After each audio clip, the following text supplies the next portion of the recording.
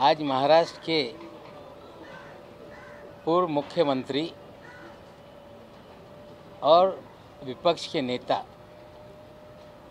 देवेंद्र फडणवीस जी ने घोषणा की थी कि दिवाली के बाद पटाखे फोड़ेंगे। हमें लगता है कि पटाखे भीग गए और आवाज़ नहीं कर पाए। एक माहौल खड़ा किया गया कि नवाब मलिक के बम ब्लास्ट के आरोपियों से संबंध हैं, लेकिन आरोप लगाया गया कि हमने 1.5 लाख फुट जमीन खरीद ली कौड़ी मॉल में। देवेंद्र जी ने कहा कि जाली किराएदार उसमें बनाए गए। आप सभी जाकर देख लें, वो 1.5 लाख फुट ज़मीन पर एक मदीनतुल आमान नाम की कोऑपरेटिव हाउसिंग सोसाइटी है, जो 1984 में वहाँ इमारत बनी। गोवा वाला कंपाउंड के नाम से जानी जाती है, जिसमें मुनीरा पटेल ने रस्सीवाला को डेवलपमेंट राइट देके वहाँ पे 140 से 150 मकान बनाकर आम लोगों को बेचे। आज भी वो सोसाइटी वहाँ पर है।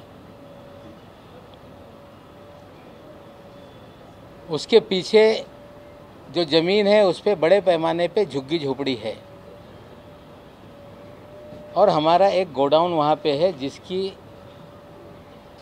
सॉलिडस इन्वेस्टमेंट कंपनी की वो लीज पर, जो मुनीरा है उनसे वो लीज पर थी 30 साल पहले से। और आगे हमारी उसी प्रॉपर्टी में 4 दुकानें थी। आप कह रहे हो कि फेक टेनेंसी क्रिएट की गई। बहुत सारे पत्रकार होंगे, जब 1996 में शिवसेना भारतीय जनता पार्टी की सरकार थी, और हमें लगता है शायद 9 नवंबर का ही वो दिन था, और महाराष्ट्र में एक चौंकाने वाला नतीजा आया था जब नवाब मलिक शिवसेना भारतीय जनता पार्टी की सरकार में पहली बार उपचुनाव जीता था, और उस चुनाव का कार्यालय उसी गोवा वाली बिल्डिंग में था और जश्न भी वहीं मनाया गया था। 96 के आप जाकर मेरे कार्यालय के चुनाव के डॉक्यूमेंट निकाल लेंगे तो वहीं से हमने चुनाव लड़ा था। हम किराएदार वहाँ पे थे। जो मुनीरा पलम्बर है उन्होंने वहाँ पे झोपड़पट्टी थी। मदीनतुल आमान नाम की सोसाइटी थी, और उन्होंने हमसे संपर्क किया कि हम आपके पास जो गोडाउन है उसकी ओनरशिप हम या पूरी ओनरशिप देना चाहते हैं।